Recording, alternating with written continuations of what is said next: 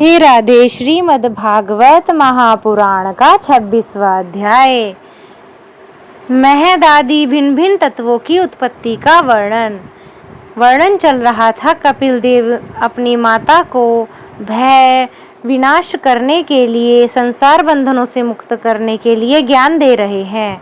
श्री भगवान जी ने कहा, माता जी, अब मैं तुम्हें प्रकृति आदि सब तत्वों के अलग अलग लक्षण बतलाता हूँ।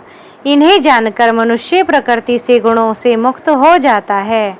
आत्मदर्शन रूप ज्ञान ही पुरुष के मोक्ष का कारण है और वही उसकी अहंकार रूप हृदय ग्रंथि का छेदन करने वाला है, ऐसा पंडित जन कहते हैं। उस ज्ञान का मैं तुम्हारे आगे वर्णन करता हूँ। यह सारा जगत जिससे व्याप्त होकर प्रकाशित होता है, वह आत्मा ही पुरुष है। वह अनादि निर्गुण प्रकृति से परे अंतःकरण में स्फुरित होने वाला और स्वयं प्रकाश है। उस सर्वव्यापक पुरुष ने अपने पास लीला विलास पूर्वक आई हुई अव्यक्त और त्रिगुणात्मिका वैष्णवी माया को स्वेच्छा से स्वीकार कर लिया है। लीला परायण प्रकृति अपने सत्वादी गुणों के द्वारा उन्हीं के अनुरूप प्रजा की सृष्टि करने लगी। यह देखकर पुरुष ज्ञान को आच्छादित करने वाली उसकी आवरण शक्ति से मोहित हो गया, अपने स्वरूप को भूल गया। इस प्रकार अपने से भिन्न प्रकृति को ही अपना स्वरूप समझ लेने से पुरुष प्रकृति के गुणों द्वारा किए जाने वाले कर्मों में अपने को ही कर्ता मानने लगता है। इस कर्तव्य अभिमान के द्वारा ही अकर्ता, स्वाधीन, साक्षी और आनंद स्वरूप पुरुष को जन्म मृत्यु रूप बंधन एवं परतंत्रता की प्राप्ति होती है। कार्य रूप शरीर, कारण रूप इंद्रिय तथा कर्ता रूप इंद्रियाधिष्ठात्र देवताओं में पुरुष जो अपनेपन का आरोप कर लेता है, उसमें पंडित जन प्रकृति को ही कारण मानते हैं तथा वास्तव में प्रकृति से परे होकर भी जो प्रकृतिस्थ हो रहा है, उस पुरुष को सुख दुखों को भोगने का कारण मानते हैं। देवहूति ने कहा, पुरुषोत्तम इस विश्व के स्थूल सूक्ष्म कार्य जिनके स्वरूप हैं तथा जो इसके कारण हैं, उन प्रकृति आदि पुरुषों का लक्षण भी आप मुझसे कहिए।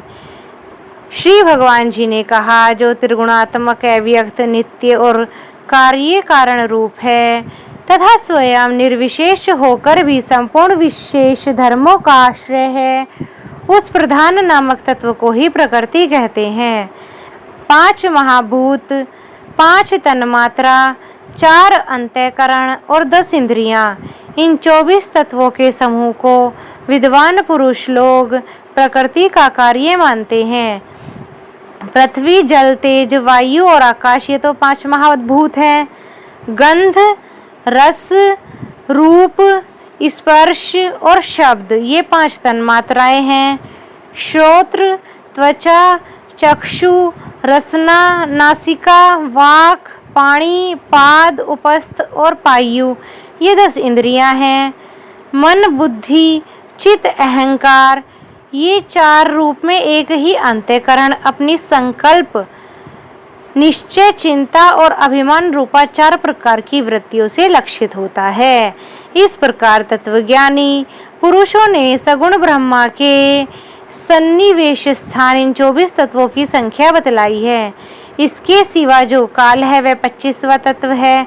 कुछ लोग काल को पुरुष से भिन्न तत्व न मानकर पुरुष का प्रभाव अथवा ईश्वर की संहार कारिणी स्थिति बताते हैं, जिससे माया के कार्य रूप देहादि आत्मत्व अभिमान करके अहंकार से मोहित और अपने को कर्ता मानने वाले जीव को निरंतर भय लगा रहता है। मनुपुत्री देवहूति माता, जिनकी प्रेरणा से गुणों की साम्य अवस्था रूप निर्विशेष प्रकृति में गति उत्पन्न होती है, वास्तव में वे पुरुष भगवान ही काल कहे जाते हैं। इस प्रकार जो अपनी माया के द्वारा सब प्राणियों के भीतर जीव रूप से और बाहर काल रूप से व्याप्त है, वे भगवान ही 25वें तत्व हैं। जब परम पुरुष परमात्मा ने जीवों के अदृष्टवश शोभ को प्राप्त हुई, संपूर्ण जीवों की उत्पत्ति स्थान रूपा अपनी माया में चित शक्ति वीर्य स्थापित किया तो उससे तेजोमय महत्त्व उत्पन्न हुआ। लय विक्षेप आदि रहित जगत के अंकुर रूप इस महत्त्व ने अपने में स्थित विश्व को प्रकट करने के लिए अपने स्वरूप को आच्छादित करने वाले प्रलयकालीन अंधकार को अपने ही तेज से पी लिया। जो सत्व गुण में स्वच्छ, शांत और भगवान की उपलब्धि का स्थान रूप चित्त है, वही महत्त्व है और उसी को वासुदेव कहते हैं। जिस प्रकार पृथ्वी आदि अन्य पदार्थों के संसर्ग से पूर्व जल अपनी स्वाभाविक फेन तरंग आदि रहित अवस्था में अत्यंत स्वच्छ, विकार शून्य एवं शांत होता है, उसी प्रकार अपनी स्वभाव की अवस्था की दृष्टि से स्वच्छ तत्व, अविकारित्व और शांत तत्व ही वृत्तियों सहित चित्त का लक्षण कहा गया है। तदनंतर भगवान की वीर्य रूप चित्त शक्ति से उत्पन्न हुए महत् तत्व के विकृत होने पर उससे क्रिया शक्ति प्रधान अहंकार उत्पन्न हुआ। वह वैकारिक, तेजस और तामस भेद से 3 प्रकार का है। उसी से क्रमशः मन, इंद्रियों और पंच महाभूतों की उत्पत्ति हुई है। इस भूत, इंद्रिय और मन रूप अहंकार को पंडित जन साक्षात संकर्षण के नामक सहस्र सिर वाले अनंत देव कहते हैं। इस अहंकार का देवता रूप से कृतत्व, इंद्रिय रूप से कारणत्व और पंचभूत रूप से कार्यत्व लक्षण है और सत्वादी गुणों के संबंध में शांतत्व, घोरत्व और मूढ़त्व भी इसी के लक्षण हैं। उपयुक्त 3 प्रकार के अहंकारों में से वैकारिक अहंकार के विकृत हो जाने पर उससे मन हुआ, जिसके संकल्प विकल्पों से कामनाओं की उत्पत्ति होती है। यह मनस्तत्व ही इंद्रियों के अधिष्ठाता अनिरुद्ध के नाम से प्रसिद्ध है। योगी जन शरतकालीन नीलकमल के समान श्याम वर्ण वाले इन अनिरुद्ध जी की शन्य शन्य मन को वशीभूत करके आराधना करते हैं। साध्वी फिर तेजस अहंकार में विकार होने पर उससे बुद्धि तत्व उत्पन्न हुआ। वस्तु का स्फुरण रूप विज्ञान और इंद्रियों के व्यापार में सहायक होना चाहिए। पदार्थों का विशेष ज्ञान करना ये बुद्धि के कार्य हैं। वृत्तियों के भेद से संशय, विपर्यय, विपरीत ज्ञान, निश्चय, स्मृति और निद्रा भी बुद्धि के ही लक्षण हैं। यह बुद्धि तत्व ही प्रद्युम्न है। इंद्रियां भी तेजस अहंकार का ही कार्य हैं। कर्म और ज्ञान के विभाग से उनके कर्मेंद्रिय और ज्ञानेंद्रिय 2 भेद हैं। इनमें कर्म प्राण की शक्ति है और ज्ञान बुद्धि की। भगवान की चेतन शक्ति की प्रेरणा से तामस अहंकार के विकृत होने पर उससे शब्द तन्मात्रा प्रादुर्भाव हुआ है। शब्द तन्मात्रा से आकाश और शब्द का ज्ञान कराने वाली श्रोत्रेंद्रिय उत्पन्न हुई है। अर्थ का प्रकाशक होना, ओट में खड़े हुए वक्ता का भी ज्ञान करा देना और आकाश का सूक्ष्म रूप होना, विद्वानों के मत में यही सब लक्षण हैं। भूतों को अवकाश देना, सबके बाहर भीतर वर्तमान रहना तथा प्राण, इंद्रिय और मन का आश्रय होना, ये आकाश के वृत्ति कार्य रूप लक्षण हैं। फिर शब्द तन्मात्रा के कार्य आकाश में काल गति से विकार होने पर स्पर्श तन्मात्र हुआ और उससे वायु तथा स्पर्श का ग्रहण करने वाली त्वगिंद्रिय त्वचा उत्पन्न हुई। कोमलता, कठोरता, शीतलता और उष्णता तथा वायु का सूक्ष्म रूप होना, ये स्पर्श के लक्षण हैं। वृक्ष की शाखा आदि को हिलाना, तृण आदि को इकट्ठा कर देना और सर्वत्र पहुँचना, गंध आदि युक्त द्रव्य को घ्राणेंद्रिय इंद्रियों के पास तथा शब्द को श्रोत्रेंद्रिय के समीप ले जाना तथा समस्त इंद्रियों को कार्य शक्ति देना, ये वायु की वृत्तियों के लक्षण हैं।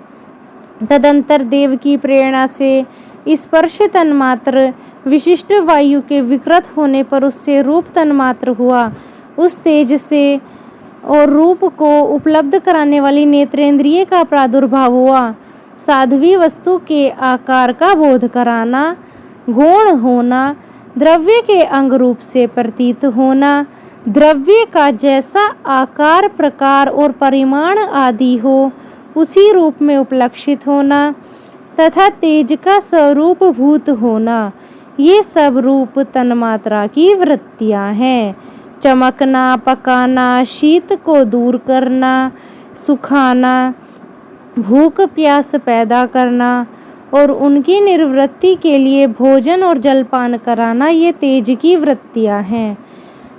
फिर देव की प्रेरणा से रूप तन्मात्रमय तेज के विकृत होने पर उससे रस तन्मात्र हुआ और उससे जल और रस को ग्रहण कराने वाली रसनेन्द्रिय जिह्वा उत्पन्न हुई। रस अपने शुद्ध रूप में एक ही है, किंतु अन्य भौतिक पदार्थों के संयोग से वह कसैला, मीठा, तीखा, कड़वा, खट्टा और नमकीन आदि कई प्रकार का हो जाता है। गीला करना, मिट्टी आदि को पिंडाकार बना देना, तृप्त करना, जीवित रखना, प्यास बुझाना, पदार्थों को मृदु कर देना, ताप की निवृत्ति करना और कूप आदि में से निकाल लिए जाने पर वहाँ बार बार पुनः प्रकट हो जाना, ये जल की वृत्तियाँ हैं। इसके पश्चात देव प्रेरित रस स्वरूप जल के विकृत होने पर उसमें गंध तन्मात्र हुआ और उससे पृथ्वी तथा गंध को ग्रहण कराने वाली घ्राणेन्द्रिय प्रकट हुई। गंध एक ही है, तथापि परस्पर मिले हुए द्रव्य भागों की न्यून अधिकता से वह मिश्रित गंध, दुर्गंध, सुगंध, मृदु, तीव्र और अम्ल, खट्टा आदि अनेक प्रकार का हो जाता है। प्रतिमादि रूप से ब्रह्मा की साकार भावना का आश्रय होना, जल आदि कारण तत्वों में भिन्न किसी दूसरे आश्रय की अपेक्षा किए बिना ही स्थित रहना, जल आदि अन्य पदार्थों को धारण करना, आकाश आदि का अवच्छेदक होना, घटाकाश, मठाकाश आदि भेदों को सिद्ध करना, परिणाम विशेष स्वरूप संपूर्ण प्राणियों के स्त्रीत्व, पुरुषत्व आदि गुणों को प्रकट करना, ये प्रकृति के पृथ्वी के कार्य रूप लक्षण हैं। आकाश का विशेष गुण है शब्द, जिसका विषय है वह श्रोत्रेंद्रिय है। वायु का विशेष गुण है स्पर्श, जिसका विषय है वह त्वगींद्रिय है। तेज का विशेष गुण है रूप, जिसका विशेष विषय है वह नेत्रेंद्रिय है। जल का विशेष गुण रस, जिसका विषय है वह रसनेन्द्रिय है। और पृथ्वी का विशेष गुण है गंध, जिसका विषय है उसे घ्राणेन्द्रिय कहते हैं। वायु आदि कार्य तत्वों में आकाश आदि कारण तत्वों के रहने से उनके गुण भी अनुगत देखे जाते हैं। इसलिए समस्त महाभूतों के गुण, शब्द, स्पर्श, रूप, रस और गंध केवल पृथ्वी में ही पाए जाते हैं। जब महत्त्व, अहंकार और पंचभूत ये 7 तत्व परस्पर मिल न सके, पृथक पृथक ही रह गए, तब जगत के आदि कारण श्री नारायण ने काल, अदृष्ट और सत्व आदि गुणों के सहित उनमें प्रवेश किया। फिर परमात्मा के प्रवेश से शुद्ध और आपस में मिले हुए उन तत्वों में से एक जड़ अंड उत्पन्न हुआ। उस अंड से एक विराट पुरुष की अभिव्यक्ति हुई। इस अंड का नाम विशेष है। इसी के अंतर्गत श्री हरि स्वरूप भूत 14 भुवनों का विस्तार है। यह चारों ओर से क्रमशः एक दूसरे से 10 गुने जल, अग्नि, वायु, आकाश, अहंकार और महत्त्व इन 6 आवरणों से घिरा हुआ है। इन सब के बाहर 7वां आवरण प्रकृति का है। कारण में जल में स्थित उस तेजोमय अंड से उठकर उस विराट पुरुष ने पुनः उसमें प्रवेश किया और फिर उसमें कई प्रकार के छिद्र किए। सबसे पहले उसमें मुख प्रकट हुआ, उससे वाक इंद्रिय और उसके अनंतर वाक का अधिष्ठाता अग्नि उत्पन्न हुआ। फिर नाक के छिद्र नथुने प्रकट हुए, उनसे प्राण सहित घ्राणेन्द्रिय उत्पन्न हुई। घ्राण के बाद उसका अधिष्ठाता वायु उत्पन्न हुआ। तत्पश्चात नेत्र गोलक प्रकट हुए, उनसे चक्षु इंद्रिय प्रकट हुई और उसके अनंतर उसका अधिष्ठाता सूर्य उत्पन्न हुआ। फिर कानों के छिद्र प्रकट हुए, उनसे उनकी इंद्रिय श्रोत्र और उसके अभिमानी दिग्देवता प्रकट हुए। इसके बाद उस विराट पुरुष के त्वचा उत्पन्न हुई, उससे रोम, मूछ, दाढ़ी और सिर के बाल प्रकट हुए और उनके बाद त्वचा की अधिमानी औषधियाँ, अन्न आदि उत्पन्न हुई। इसके पश्चात लिंग प्रकट हुआ, उससे वीर्य और वीर्य के बाद लिंग का अभिमानी आपोदेव जल उत्पन्न हुआ। फिर गुदा प्रकट हुई, उससे अपान वायु और अपान के बाद का उसका अभिमानी लोगों को भयभीत करने वाला मृत्यु देवता उत्पन्न हुआ। तदनंतर हाथ प्रकट हुए, उनसे बल और बल के बाद हस्तेंद्रिय का अभिमानी इंद्र उत्पन्न हुआ। फिर चरण प्रकट हुए, उनसे गति, गमन, क्रिया और फिर पादेंद्रिय अभिमानी विष्णु देवता उत्पन्न हुए।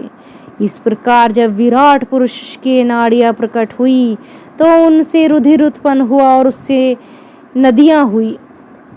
फिर उसके उदर पेट प्रकट हुआ, उससे क्षुधा पिपासा की अभिव्यक्ति हुई और फिर उदर का अभिमानी समुद्र देवता उत्पन्न हुआ। तत्पश्चात उसके हृदय का प्रकट हुआ, हृदय से उसके मन का प्राकट्य हुआ, मन के बाद उसका अभिमानी देवता चंद्रमा हुआ, फिर हृदय से ही बुद्धि और उसके बाद उसका अभिमानी ब्रह्मा हुआ। तत्पश्चात अहंकार और उसके अनंतर उसका अभिमानी रुद्र देवता उत्पन्न हुए। उसके बाद चित्त और उसके अभिमानी क्षेत्रज्ञ प्रकट हुए।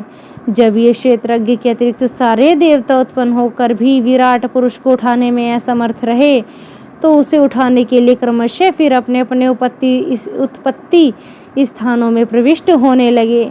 अग्नि ने वाणी के साथ मुख में प्रवेश किया, परंतु इससे विराट पुरुष न उठ सका। वायु ने घ्राणेन्द्रिय के साथ नासाछिद्रों में प्रवेश किया, फिर भी विराट पुरुष ने उठ सका। सूर्य ने चक्षु के सहित नेत्रों में प्रवेश किया, तब भी विराट पुरुष ने उठ सका। दिशाओं ने श्रवणेन्द्रिय के सहित कानों में प्रवेश किया, तो भी विराट पुरुष ने उठ सका। औषधियों ने रोमों के सहित त्वचा में प्रवेश किया, फिर भी विराट पुरुष ने उठा। जल ने वीर्य के साथ लिंग में प्रवेश किया, तब भी विराट पुरुष ने उठा। मृत्यु ने अपने अपान के साथ गुदा में प्रवेश किया, फिर भी विराट पुरुष ने उठा। इंद्र ने बल के साथ हाथों में प्रवेश किया, फिर भी विराट पुरुष ने उठा। विष्णु ने गति के साथ चरणों में प्रवेश किया, तो भी विराट पुरुष न उठ सका। नदियों ने रुधिर के साथ नाड़ियों में प्रवेश किया, तो भी विराट पुरुष न उठ सका। समुद्र ने क्षुधा पिपासा के साथ उदर में प्रवेश किया, फिर भी विराट पुरुष न उठ सका। चंद्रमा ने मन के सहित हृदय में प्रवेश किया, तो भी विराट पुरुष न उठ सका। ब्रह्मा ने बुद्धि के द्वारा हृदय में प्रवेश किया, तब भी विराट पुरुष न उठ सका। रुद्र ने अहंकार के सहित उसके हृदय में प्रवेश किया, तो भी विराट पुरुष न उठ सका। किंतु जब चित्त के अधिष्ठाता क्षेत्रज्ञ ने चित्त के सहित हृदय में प्रवेश किया, तो विराट पुरुष उसी समय जल से उठ के खड़े हो गए। जिस प्रकार लोक में प्राण, इंद्रिय, मन और बुद्धि आदि चित्त के अधिष्ठाता क्षेत्रज्ञ के सहायता के बिना सोए हुए प्राणियों की अपने बल से नहीं उठा सकते, उसी प्रकार विराट पुरुष को भी वे क्षेत्रज्ञ परमात्मा के बिना नहीं उठा सके। अतः भक्ति, वैराग्य और चित्त की एकाग्रता से प्रकट हुए ज्ञान के द्वारा उस अंतरात्मा स्वरूप क्षेत्रज्ञ को ही शरीर में स्थित जानकर उसका चिंतन करना चाहिए। बोलो राधे राधे राधे राधे राधे राधे।